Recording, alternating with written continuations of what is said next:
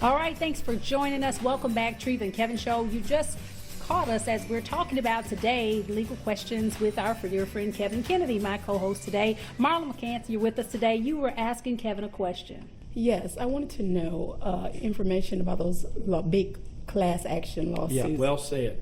You know, what happens is that, you know, people try to get a group of people together to make a claim, and you'll see them even on TV now with Roundup, and various lawyers are trying to get people to sign up with them who had cancer, and they're going to maintain the claim that they got it by using Roundup. So, and then she said, well, you go 2 years, you're expecting them to represent you, and then they write you a letter and say, we're dropping your case. So that puts you in a bad situation. So before you get into it with a lawyer, you should investigate. Okay. If you don't know them, try to find out who they are, where they're from, who else, what have they done in the past, and make an educated, a sophisticated analysis, and then make your decisions. Wow, that's pretty good. That's pretty good. You know, there are so many people out here, and, you know, they can't find the right attorney. There's attorneys for bankruptcy, divorce. I mean, there's so many lawyers for this and that. How do you distinguish? Well, that's why we do like to hear from general people. So many lawyers get referrals.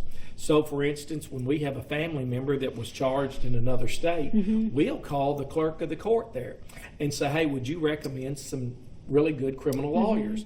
Or if you had an estate problem, you'll call that clerk and say, who are some lawyers that do lots of estates in your county? Now, that didn't sell me on one, but we could call them and say, hey, we have this circumstance. What is the fee? And so you can talk to them, and how much is your hourly rate, and what do you anticipate? And we can discuss it. And some lawyers are very expensive, and some lawyers are reasonable, and some lawyers are cheap. Do you always want the cheapest lawyer? No, because there's some people that I wouldn't want representing me, even if they were going to do it for free.